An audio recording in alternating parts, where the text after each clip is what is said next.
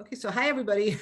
Mary Long here with the Plein Painter Chicago, and tonight we have Philip Juras with us. I was at the Botanic Garden wandering around one day and probably got too warm and headed into the education building and found this amazing show going on, and it was Philip Juras's show on painting the prairies, and I loved it. It just was so much of what we do, and it really spoke to me. And plus, there it was at the Botanic Garden, and it was both plein air pieces as well as studio pieces. And so I, as I am wont to do sometimes, picked up the phone and, or actually probably just sent an email, but to Philip, and just said, "What do you think about chatting with us about your show? We'd like to know more about it." And it's maybe it's like a consultant. It's so nice to have somebody from the outside to come in and talk about what's just right around us. So I talked to Philip, and he agreed to participate with us. And so that's what brought us to tonight. And so I thought that we would just take just some time and just find out about the show and how it came about and the background and how it's all informed his painting, or how his painting has informed his sense of the environment and all those kinds of things. So with that, what I want to do is introduce Philip Juras. One of the things that I found really interesting was that Philip is both he has a degree in fine arts, but also in landscape architecture. And to me, that's really interesting because it's such a mix. So welcome, Philip. Well, thanks very much, Mary. This really is an honor for me. I get to talk to different kinds of groups, but it's very rare I get to talk to artists. And to be honest, it really is an honor because of that. So thank you very much for the invitation. Oh, sure. So, and just looking over the list, you have people that are, always so interested in what other artists are doing, and just we have a lot of people that I think will be real interested in what you are doing. So, what we thought we'd do is show you a video that was made. But first, Philip, maybe you can tell us a little bit about yourself and tell us, your background and things, and then we'll get to the video to talk about the show. Okay. Well, first of all, I'm sitting here in Athens, Georgia, in my house, and it's probably a little darker here than it is there. And I've been doing a lot of commuting to Illinois in the last several years as I put together this exhibit. Actually, it began simply as an exploration of a subject, and then it turned into an exhibit. And that's, I guess, a story we can talk about. But I grew up in Augusta, Georgia. My mom was from Illinois. So there was another reason that I was looking outside of the Southeast. But I grew up and got interested in, I was always, like probably all of you, drawing came naturally and things like that. And so I always considered myself an artist. And I went to art school at the University of Georgia and got a BFA in drawing and painting in 1990, which was a great way to spend my college time. And then I basically fooled around for 4 years doing painting, sure, but mostly just traveling and having fun, and realizing that I had better get serious and get a real job. So I went back to school and I got a master's of landscape architecture so I could get a real job. And that turned out to be the perfect combination with my art degree, although I didn't know it at the time.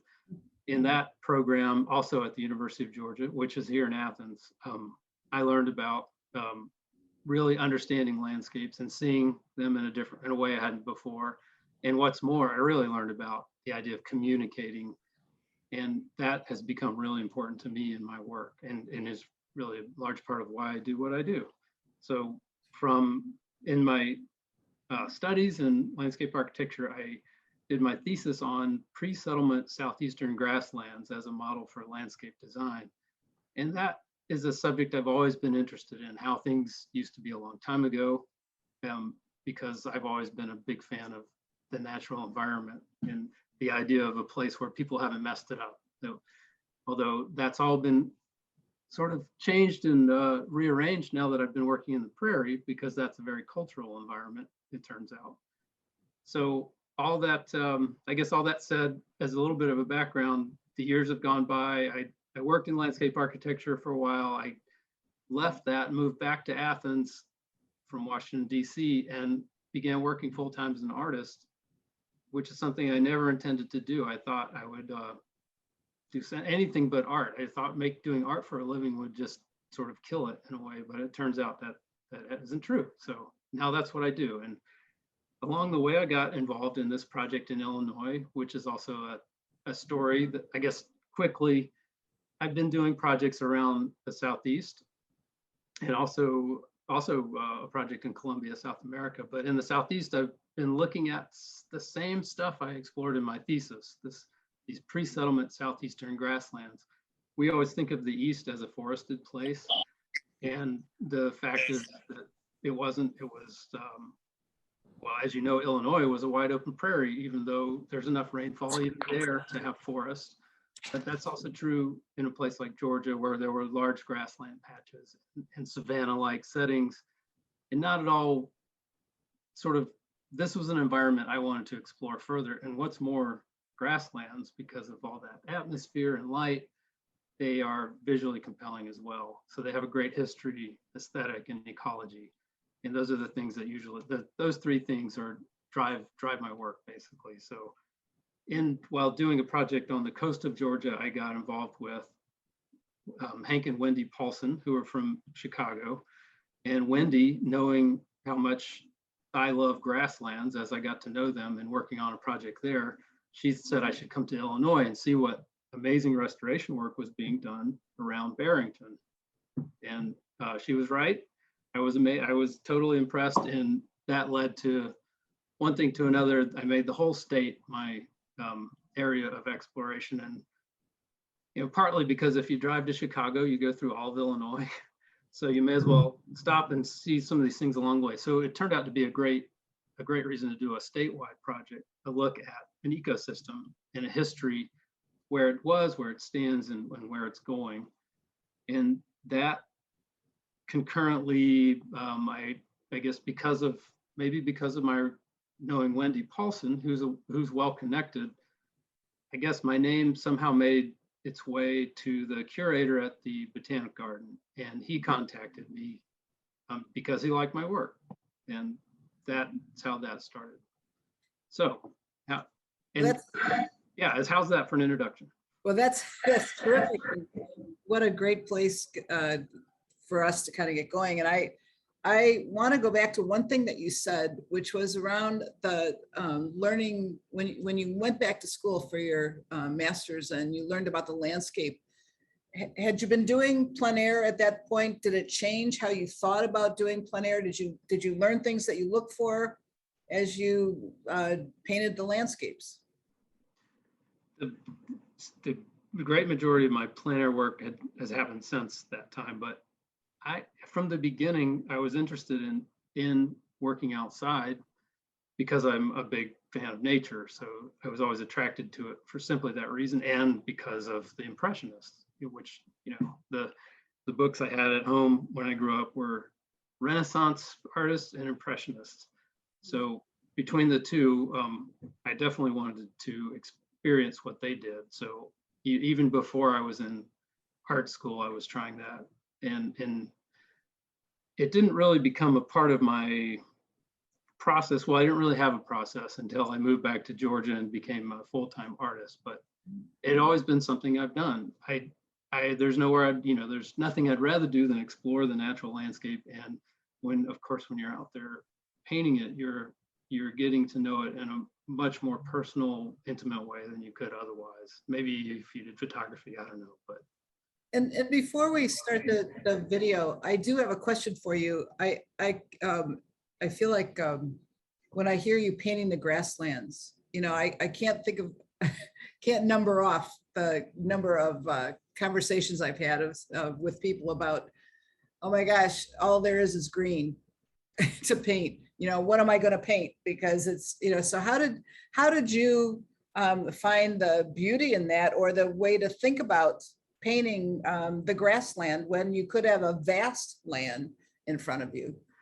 Yeah, that is exactly what my greatest fear, or the hardest thing to get my head around, is the fact that there's almost always this really strong horizon line that's usually fairly horizontal with not a lot breaking it. There's, in terms of making a composition, it can be really challenging. But on the other hand, that is the essence of, at least the essence of the wide open prairie. There's certainly a plethora of prairie environments that have all kinds of great compositional opportunities, like in the savannas and wetlands and whatnot. But and I tried to include that in my exhibit. But it was that horizontal line that I was most worried about, and decided in a couple of paintings to embrace it fully and really have that be the subject of the painting. And that was actually a fairly scary experience for me, since I tend to stay fairly representational, and this painting was based on research and imagination. So, but it turns out that it's been well received, so I'm very happy about that. Good. The other thing that I think about, maybe just to say to you, but there is up at Winthrop Harbor, near almost to the state line by Kenosha. Winthrop Harbor is a harbor, and probably the newest harbor in Illinois, built by Governor Jim Thompson. But there's a wonderful little garden there where they have taken little snippets from the diaries of people that crossed Illinois way back in the day. And then the garden itself was all the original prairie plants. It's now overgrown and probably closer to what it was back then. But it's a wonderful piece about what the prairies were like. And that's super cool. Yeah. And it's a place that and there's cool little restaurant right there called the Tropics. I'm telling everybody about this because it's one of my favorite places because it's right on the water and on the harbor. But just a little bit east of it, and just before you get to the water, is this wonderful garden with all these diary snippets of what the original prairie was before there were any kind of roads or anything going through. Well, there's another aspect about it, that the idea of it just being a big patch of green is not really fair, because within any natural landscape there are gradations, and those gradations or changes in pattern, texture, color tell you something about underlying ecology. And so that the history of the prairie, which is written in those patterns, especially in a remnant, it can also be seen in a restoration. Those things add layers of meaning and importance to the image, as well as they make it more aesthetically interesting. So even, I took a group for a walk in Grigsby Prairie and Barrington this spring, and there's nothing really taller than this, just green shoots coming out. The whole place was green, and it was kind of a bleak day, but there were shades of green, and they were totally organized according to the moisture gradient or which direction the slope faced. And when you begin to see these, when people see these, you can connect people with these patterns. It sort of lights everybody up. It certainly makes me interested. That may be something I got out of landscape architecture. That's very interesting, and helping you know how to think about the greens that are there. At some point you had asked me if there's things that you should show us, but I certainly would love to see your palette and know the colors that you use to the pigments that you use to paint greens. It's something we're all struggling with.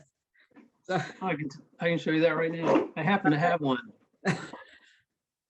and it's pretty simple. I don't have green paint, but I use ultramarine and cadmium yellow and cadmium yellow lemon. Mm-hmm. And then just basically tinting that with, I'm really using primary colors to get my greens, because what's the one next to your ultramarine? What's next to it? That was raw umber. Mm-hmm. Mm-hmm. And there's endless greens, so one green tube of paint is certainly not going to do it. And I can't carry all that. Mm-hmm. Mm-hmm. Yeah, so I think mixing is the way to go for getting the endless variety of colors. And that's pretty much it, what you're using, those that palette. That's it. That is it. That's very cool. And I think that's heartening to know too.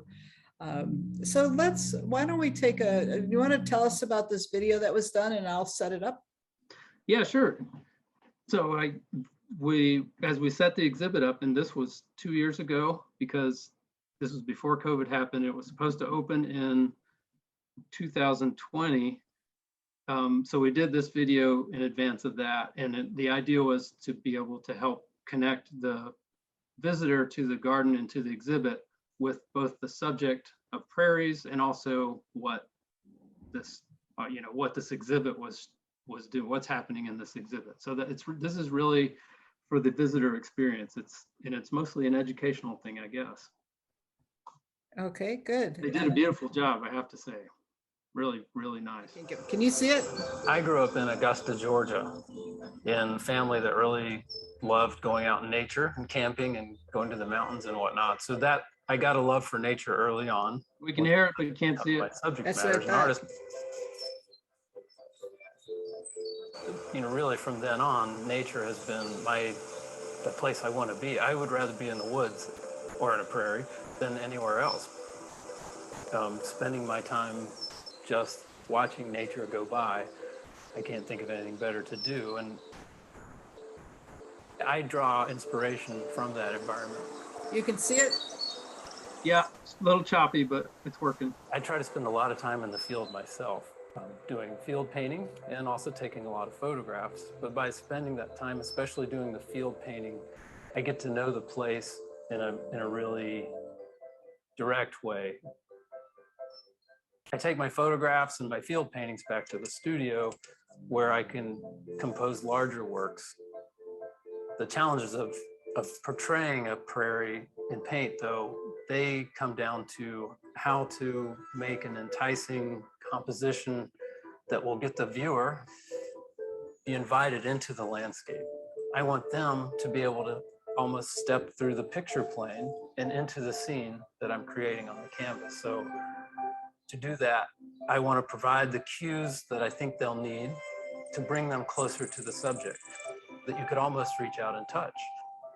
And then beyond that, there might be an arrangement of landscape features or trees that frame a certain visual avenue or pathway into the background where there may be other interesting features like a beautiful sunset. And this should draw you onward and into the picture. I want you to fall in love with these places that I love. And this is my way of trying to entice you to feel that way. It's a great irony, really, that here we are in the prairie state, and yet most people probably don't really have a good idea of what a prairie is or where a prairie is. That's fair because 99% of the prairie ecosystem has vanished, has been replaced with agriculture or towns and cities. And what's left are very tiny fragments that are spread out all over the state, all over the Midwest. There are, however, fragments all around the Chicago area, and also these wonderful restorations. So it turns out that if you really may not have to go very far to find a beautiful prairie that may only be a few miles from your house. When I'm in the prairie, it seems like a simple landscape, but it's actually really wonderfully diverse. First of all, I love plants. I love native plants. And in a healthy prairie, you'll see dozens of species right in front of you, and there may be a couple of hundred in the whole few acres around you if it's a really healthy prairie. And then there's the aesthetics of that, this variation of plant flowers in bloom, the variation of plant textures, and the way they've arranged themselves depending on the soil moisture or the type of soil that they're growing on. There may be drifts of prairie cordgrass right next to a different zone that, say, has prairie dropseed because it's a little drier. These patterns I find super interesting. At first, it looks like it's just sort of a big grassy area that's got some flowering plants in it. But with a little bit closer observation, you really get to see a lot of nuance and complexity. When you see a place like that, you're also getting a picture, a microcosm, a small picture of what the experience of Illinois used to be like. Not only do I want them to be able to see an identifiable species of flowering plant, in the foreground, I also want them to feel like this really is the way that that environment feels or looks. That's the kind of humidity, that's the amount of light. Perhaps I do that in my painting process, where I do paint in layers, more or less, quickly sketching onto the canvas this rough composition using large brushes, which I then come back and work over until I have the colors and the composition balanced and the values as well. And then I generally have everything there, but in a fairly rough format. And then at that point, I work back into the canvas with smaller and smaller brushes, working over the sky and the clouds so that they meet the ground plane or the line of trees in a way that really feels like that's how you would see them. And working on in that same way all the way into the foreground until I'm finally almost rendering these species that are the identifiable species that you would find nearest to you. A few of the paintings in this particular body of works are based on my research and my interest in history and the way the prairie used to appear, the way it used to function, and the way it used to look. The Grand Prairie of Illinois, for instance, they most often described it in terms of the ocean. So I wanted to know what that was like as well. So I did a few paintings that recreated an idea of what the pre-settlement prairie used to be like, or what that experience used to be like. In one canvas, essentially having a horizon line with nothing at all on it. Because there were places in the prairie where the distance to the next grove of trees was greater than 12 miles, might have been greater than 20 miles. And as a ship captain will tell you, once you get more than 12 miles away, you go far enough below the horizon that you disappear to the other ship that's 12 miles away. So that is an experience that people had in Illinois, and it's unimaginable now, because there's no place in Illinois where you really even see more than a millimeter of unobscured horizon line, where the sky actually meets the earth itself. I want you, the viewer, to fall in love with these places the way that I have. And I hope that the painting helps with that, helps facilitate that. By reaching the heart is the way to facilitate action.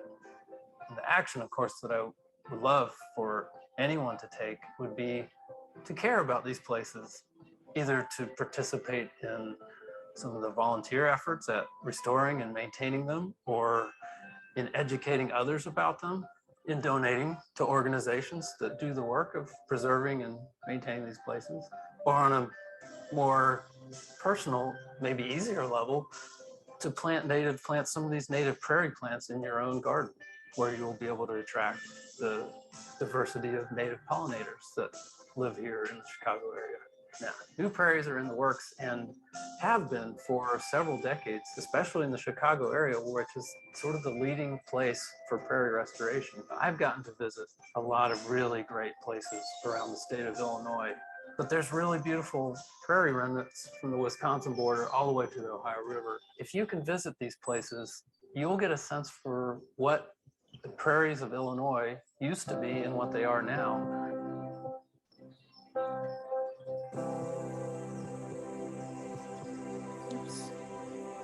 Very nice.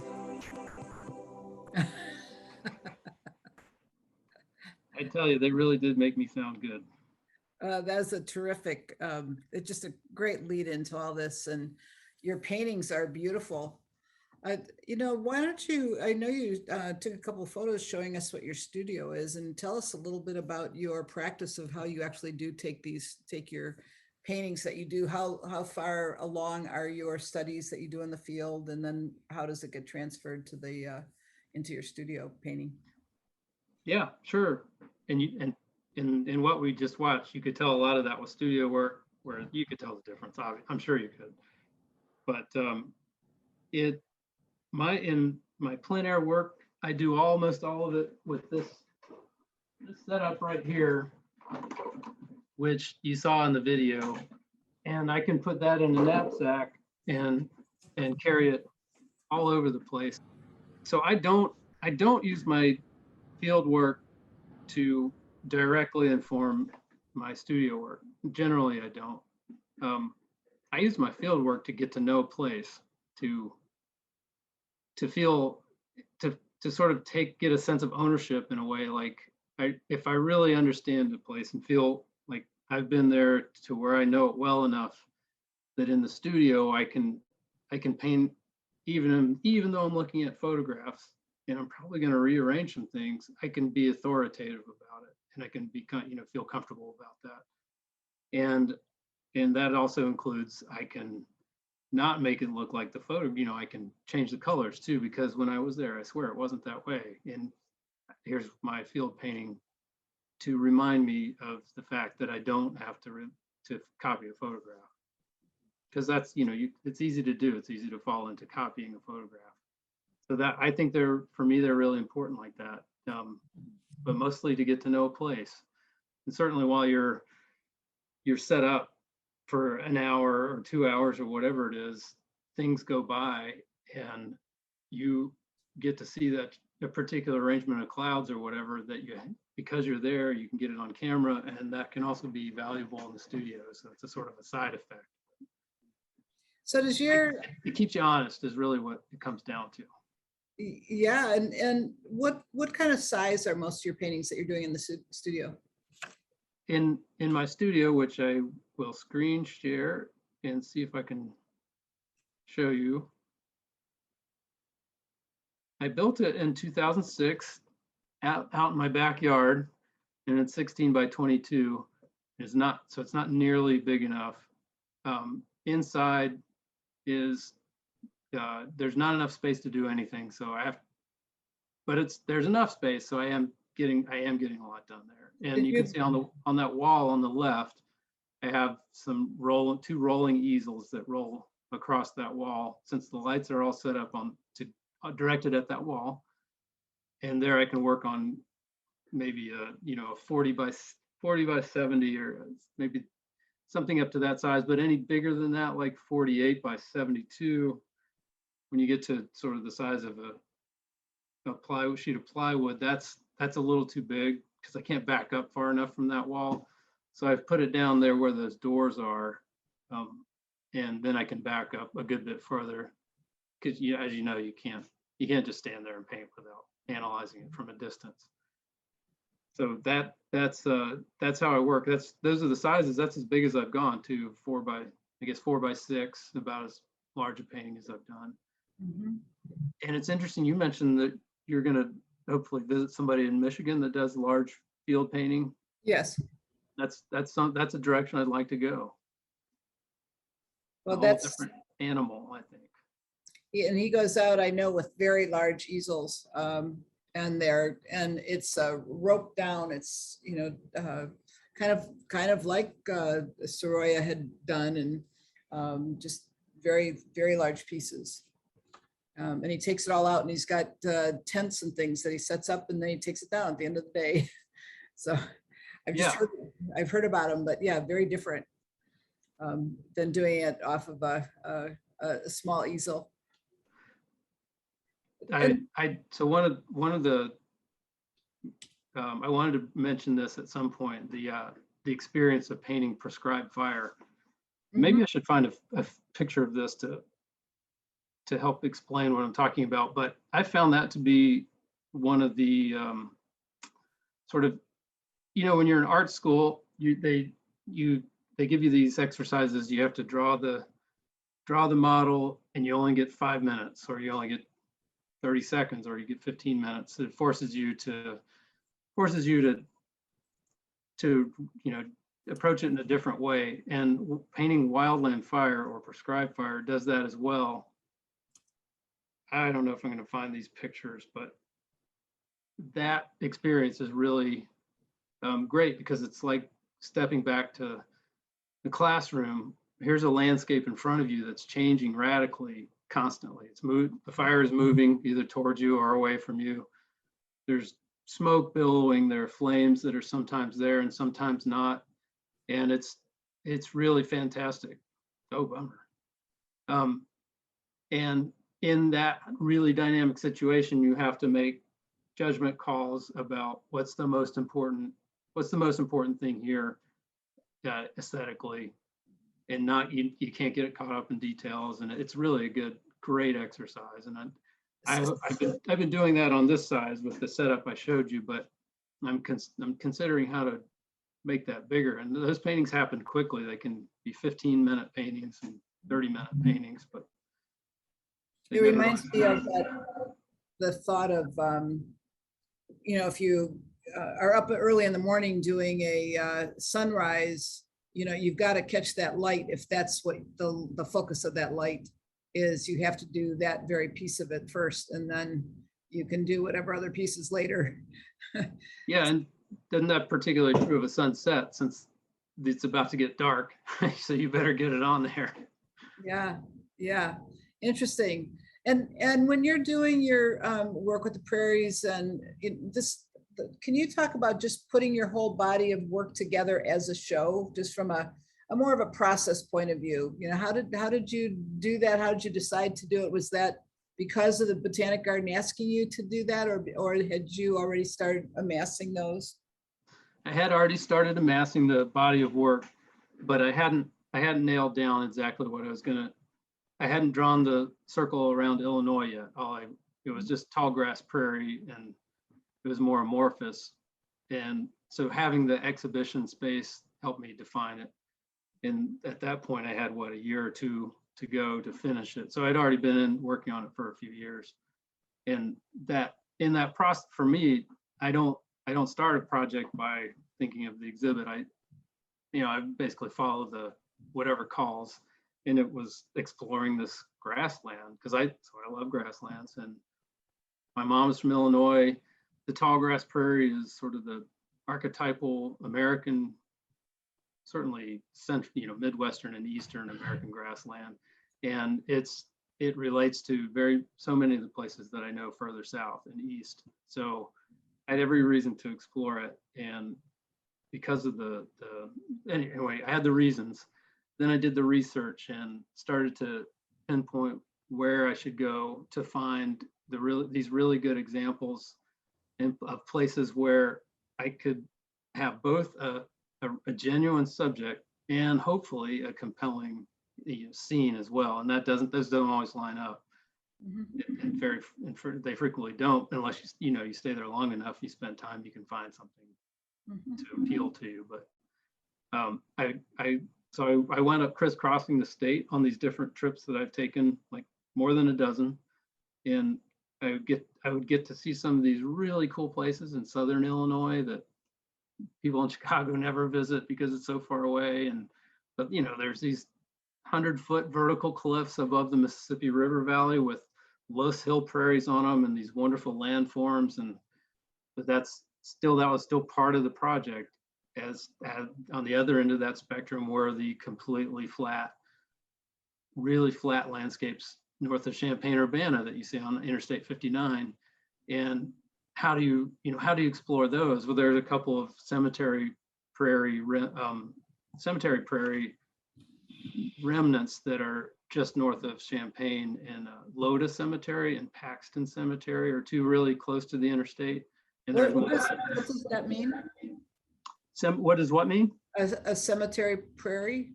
Oh, well, yeah. So there's 0.01 or less than 0.01% of the tall grass prairie left in Illinois, original prairie. And the places you find it are where it wasn't plowed up or paved over. And since it's incredibly productive and valuable, it all got plowed up unless people were buried in it, or unless it was along a railroad right of way, or unless it were in a cow pasture. Those are really small fragments, especially the cemetery prairies. Those pioneer cemeteries could be as big as, the size of a house. But because people wanted to keep them, they kept the trees from growing there because that's where they buried their family. And then years and years would go by, those prairie species would hang on, even though it needed fire and things like that, and trees would grow up. But the DNR would get to some of these places, or local groups, and they would realize that they had a really special thing and they would restore it. So that's what you find in these cemetery prairies. They're really cool because they also have these wonderful tombstones that are often askew and surrounded by prairie plants and bloom, and it's up to you to decide what to do with the background. Yeah. Yeah, that's really wonderful. What I'm struck by is just your own sort of passion for this. I mean, it really, I can't tell kind of what informs what, you know, it's kind of like your interest and passion really informs your painting. And it seems like you're standing in the field and understanding it, and it sort of informs the passion. It's very interesting to me how that all comes together for you.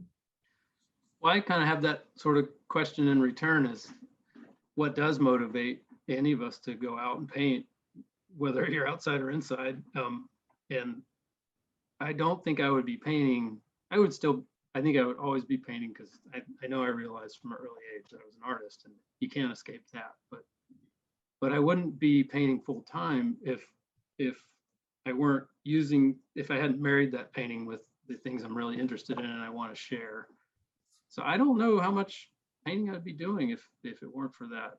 It's what keeps me in front of holding a paintbrush in my hand, or sitting at a computer for that matter. Well, I can see, you know, just looking at your background, and I think it was on your website, but that you have had shows in Columbia, is that right, in Columbia, and in Washington, D.C. maybe, I thought I saw. And what's future? What's future for you? You guys got storms right now? I do. I don't know about you guys in Chicago, but yeah, it's out and back on. Okay, well, fingers crossed. Yeah, right. I'm gonna keep doing more of this. I have more subjects to explore and that I want to share with people. And I think painting is the way to, you know, it's a way to get people in. It's like, it's a gateway drug, sort of like, no, you know, people will look at a painting and they might go a step further and think about it even. And you get a different group of people in a setting where they're looking at paintings than you do. You can get people interested in a subject that they never would have encountered that way. So I'll be doing more with prescribed fire, which is a real favorite subject of mine. I do a lot of that, and I have an exhibit coming up at the Morris Museum in Augusta, Georgia, on that subject. And where's in Morris, Illinois? In Augusta, Georgia. Oh, okay, good. Yeah. And so on the prescribed fire, that's very interesting. So that's really getting specialized. Yeah. I'm drawn to it like a moth to a light, sort of. Literally, huh? And I'm going to remove your spotlight here and ask members of our group here if they'd like to ask any questions. And right. You know, I'd like to hear what others are thinking about. So if you've got a question, we have such a small group. I think it's okay just to ask it. So you can turn back on your videos and you know, view this by a gallery or whatever. And let's find out what people are thinking about or have questions. Anybody have a question or a thought for Philip? One of the things I was grateful for in your show was that you had maps of all your paintings where they were. That was really helpful to know that. And that's good to hear. Yeah, it was good to help. And I was also wondering maybe how others might answer that question about what, you know, why do you paint? What motivates you to paint? And especially if you have a special area of interest. Any of you have thoughts about that? What motivates you and what you're painting that's in these kind of groupings? I know I've been doing my B series, which I haven't done too many more of just recently, but I continue to do kind of offshoots of those. Anybody else doing?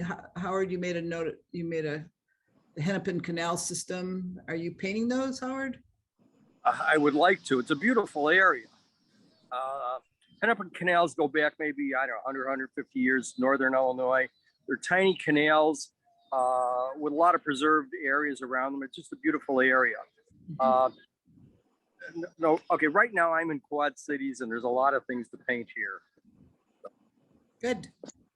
All right. And anybody else painting? Barbara, I know that you did water towers. Hope your audio's on. Sorry, is muted.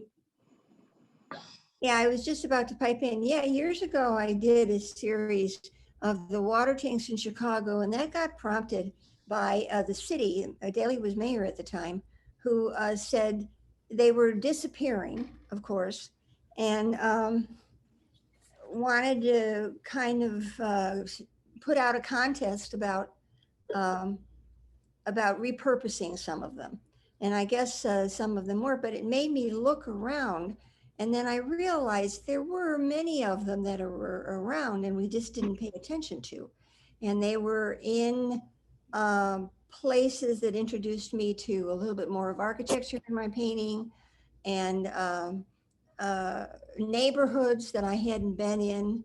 And I wound up, I think I got a lot of photos of them. I didn't do a lot of on-site painting because some of them were in very difficult neighborhoods and far away, or you couldn't do that. But there were a couple around the studio that I used to have up on in near Halsted and North Avenue, and there were old factories there and old water tanks, and it really did become a passion. And I was learning from people who were seeing, gee, I never really thought about a water tank before. So it took a long time. I like kind of worked on them until somebody finally said enough is enough. But because Well, I had that's done about perfect. 30, I did about 30 or 40 paintings, and I wanted to have and various sizes too. Big ones, you know, like an 18 by 32 or small 12 by 12s, things like that. So wherever I can find them. And I found that my own vision of how I looked at them, for the most part, you had to find, if you saw them in a neighborhood, they'd be far away. So when I go hunting for them, I see something on a bus and I say, oh, I have to go back to that area and look for it. But because they're up on 3 or 4 story buildings, you know, you're not going to see that same view. So now you've got to go and look around and walk around all the corners to see the best vantage point that you can get for those. I spent a whole couple of weekends going down to the River North area. Some of those uh, water tanks are gone now, but years ago I took a lot of pictures of those and came home and had Advil for dinner because I was so sore after walking around. But I learned a lot about uh, just how I wanted to place it. So the early ones were always from from a street level looking up, until I finally got used to when I did paint on site, I could back up and put them in a, you know, further uh, in a background more, and give you more foreground or more street. But it was a passion, and it was a consuming thing for a very long time. So I was very excited when I would find a water tank. And in fact, some of the ones that I've done are no longer around. Yeah. Yeah. So I still have some. And I learned about water tanks as well, how they're built, just as you did, learning about the prairie and the thing. And they're you know, they're slots fitting into a structure, and they're wired. They're not nailed at all, because when there's water in them, then the wood expands and keeps them keeps them whole. When you don't have water in them, then they begin to deteriorate and bugs get in them, and that's when they need to refurbish them. Hmm. And so I learned that. And uh, when I was on a trip to New York. New York takes care of their water tanks. They know it, because you know, there's a water tank on top of a water tank, and they take care of it. We didn't take care of our water tanks. Well, that's a terrific experience, Barbara, and I think exactly what Philip has been talking about too, about just this passion for something, A single thing, yes. a single thing. And I can't believe the parallels. That's really amazing. yeah, yeah. And is there anyone else that's done some series like that they've really gotten into? Kuhn, I'm thinking you have. Hi, Philip. Thank you very much for coming to present your experience and your paintings. I did not have experience of the plein air painting until a couple of years ago. And that was the first time that I did bring my tools outside with a plein air painter, Chicago. And most of the painters are bringing tiny canvas to finish it within 3 hours a given time. And it was a shock to me because I never used a smaller canvases myself. So usually I go 16 by 20, or perhaps once in a while I use the 11 by 13. And my question to you is that when you go out for plein air painting, do you use that as like recording the colors and the value and the timing like that, and then you work on the basis of that plein air painting and the photograph to produce the larger painting? Or do you think it is worthwhile to spend the time 3 hours in a small tiny canvas as a final product of the painting? I'm struggling myself because 3 hours is too much for me. 16 by 20 is like the smallest I can work with it. And I'm struggling because I go too fast, maybe, according to our colleagues' standard. So my question to you is that how we can use the plein air painting as a final product or as a kind of the protocol to use for the bigger painting. And what is your thinking about the plein air painting? Yeah, I think that all approaches are valid, and all of the ones you just mentioned, I think I do all of them. I have paintings that are small and I work on them for 3 or 4 hours.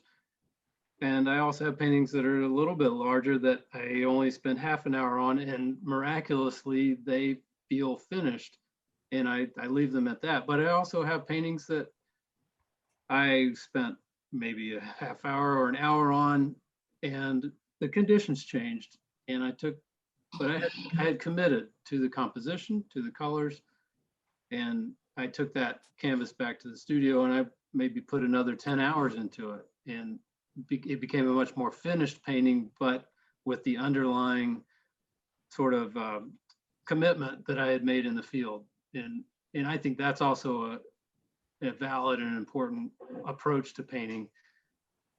Whereas, because you can simply take a photograph and take that back to an indoor space to paint in a controlled setting. But I think the more you do in the uncontrolled setting of the outdoors, and the more uncontrolled the painting is as well. Like, things happen outside because you're forced to do things you wouldn't do when you're in a controlled indoor setting, that give the paintings, at least I think they give my paintings more energy, or they make them more direct. This isn't a direct observation of something that happened. Or, I also notice that in my compositions, I tend to not be as focused on as wide an area when I'm field painting. And in the studio, I have a photograph that's a wide angle and it's got all that great stuff. So I'll use the wide angle. So it's almost like there's a different way of seeing that it's more real. It's more like, even though the painting may be more abstract, it's somehow more of a real experience. So the painting itself is a finished object that comes from the field, or it's not. And some of them obviously go in a drawer and no one ever sees them again, but everything works as far as I'm concerned. That if it becomes a beautiful painting or a worthwhile painting, no matter how much time it took or how big it is, then that's what I'm after. That's what I hope to happen.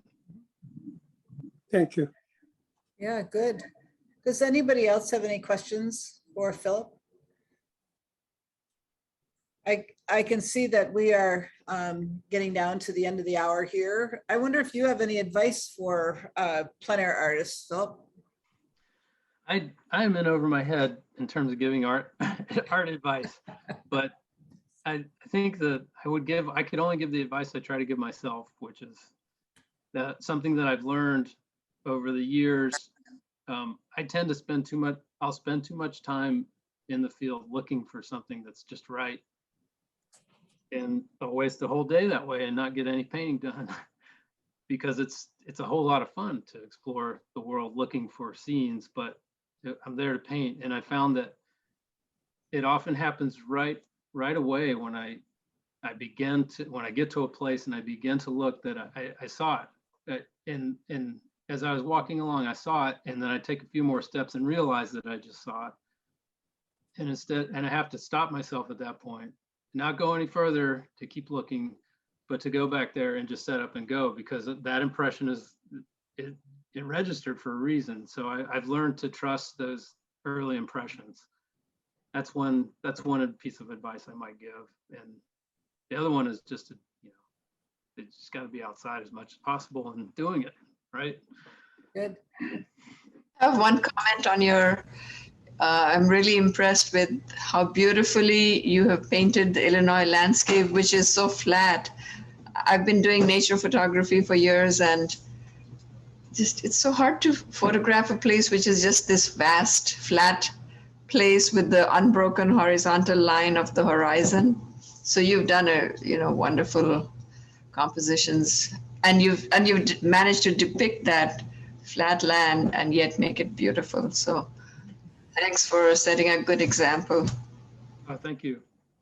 I looked really hard while I was working on this project, because I did a book to go with my exhibit, and I wanted to talk about the art historical aspect of tallgrass prairie and how it was represented in the American landscape movement. And there really wasn't much to find, and particularly where prairie is the subject itself. There's certainly many. There are many paintings, like in the Art Institute. There's a painting by Alvin Fisher of a prairie fire that's actually a scene from a James Fenimore Cooper story where he's trying to save these people from a prairie fire. So it's not really a picture of a prairie. It's a picture of humans interacting with nature. It's humans against nature, and that's almost always what you see in these paintings that were done in the 19th century, because when the American landscape painters, for the Hudson River School movement, they just crossed the middle of the country to get to the Rockies. Yes. Because it was flat and they couldn't make anything out of it that would have made sense to themselves or to their buyers. But oh wow, I see lightning out your window. But then in the 20th century, as we began to see things in a different way, and you have minimalism and abstraction, and you think of a Mark Rothko painting where it's just an area like this and an area like that, and that's actually a whole lot like these prairie scenes where, so that having the fact that we've had the 20th century behind us, that's helpful in being able to at least not be so put off by that incredibly horizontal flat landscape, I think. That's such an interesting thought about the Rothko being like the prairie paintings. I mean, that's do you have other thoughts about other things like that, about other artists who you've found your paintings in, or how that works for you? Have you seen any others that you can kind of connect? I connect strongly with the 19th century work because my work is representational. I think George Catlin even though his paintings seem sort of, sometimes they seem sort of simplistic and not really like he's a really schooled painter in landscape. He does such a great job with portraits. And many of his prairie paintings are just green, blobby hills with something happening, like, Indians hunting or something. But there is actually one illustration that he did for a book that he wrote, and this is worth reading too. It's his Catlin was he was a great writer, and he wrote about all these travels that he took, including a section where he went from somewhere down in Arkansas all the way across what would become Missouri to the Illinois River near St. Louis. And on that trek, he didn't meet a soul. I mean, he was basically out there on his own on a wide open prairie. And he wrote about the landscape beautifully, but he also did a little illustration of him with his horse staked into the ground, and he's just sitting there, and there's a little column of smoke that rises above his campsite, and there's just an empty line, and there's nothing else in the scene. That's it. There's nothing in it, and that's just amazing. So His name is George Catlin. George Catlin. He's an early 19th century, 1830s, early 19th century artist. He's known for his portraits of American Indians. Like K-A-T-L-A-N? C-A-T. Okay, good. Good. Yeah. We'll look for that. Well, that's terrific. And I want to make sure that we're going to be doing, with the Plein painters, we're going to be doing a walk through the Art Institute with on looking at plein air work. So the other one was Fletcher. Is that who you said was? Fisher, Alvin Fisher. Alvin Fisher. Okay, good. That painting is definitely worth seeing. Okay. Fisher, I think Fenimore Cooper had him do a lot of illustrations for his series of books, and that was apparently the one that Fisher felt the best about as a painting for some reason. Well, good. So it's pretty cool. And I hope you'll come paint with us, Philip. If you're up here, make sure you're up here on a Saturday. And we paint from, well, now till the end of October, and the fourth week of the month we do a nocturne, and that Sunday we paint. But otherwise, you'll find us on Saturdays, and you can find us on our website. Where are you guys going to be on the 11th? 11th of September. Yeah. One of us can look that up for you. We'll let you know. Okay. Anybody know offhand where we are? And is that what you do? You get together in a place? Yes. So we usually are at least a month or more out. Usually other years before COVID, we would just list the places almost for the entire season. Last year, we didn't really go out that much. And this year, we've had to be a little bit more careful because, so many places have changed. Our restrooms aren't available. So we're checking kind of on more like for the closest next 4 weeks or something like that, just so we are for sure that things, all of a sudden festivals are on that weren't on, things like that. So, but we do have a list and they're on our website. So that one I think should be up there. But as we said, Okay. We couldn't get in there a little bit ago. I have work to do now, but yeah, we'll let you know. So September 11th, you might be around. Yeah, there's a chance. If my family leaves, then I'll be, yeah, I'll try to meet up with you. September 11, it will be at the Roby House, 5757 South Woodlawn. Okay, that's great. So that's right in Hyde Park, and it's Correct. right down from the Obama home. So, but that's an interesting area, and also there's a little restaurant there called the Plein Air Restaurant. Cool. Yeah, but we found out that it was called the Plein Air Restaurant because you have to eat outside. So, anyway, so Philip, thank you so much for this evening, and I hope everybody gets a chance to see your show. I want to look for your book. I did see it, maybe a brochure or something for it, but I don't think I went back through the gift shop. So I'd love to see it. Oh yeah, please do check it out. In fact, you can order it online as well. They will mail it to you. And there's also two bookshops that have it. One is in Winnetka, the book stall, and the other is in Lincoln Square. And Okay. that one's called the Book Seller. Okay. So they will ship it to you as well. But if you want to learn about the book, it's on my website. That's all. Okay. Everything's there. All my paintings are there too. Just if you're interested. I just had it redone. Oh, that's excellent. That's excellent. And do you have any other questions for us, Philip? Yeah, I just hope I can go out because I don't ever get to paint with people. I don't really know what it's like since in a long time, and I think it's a little scary. So I think you guys are really courageous for that. Well, yeah, so we all think so too. Some weeks. But actually, it's a good experience. So yeah, please come with us and we'll protect you. And so thank you so much. And thanks everybody for participating tonight, coming and being with us. And we'll see you next time. See you Saturday or sometime soon. Thank you. Thank you. Bye-bye. Bye. Bye. Good night.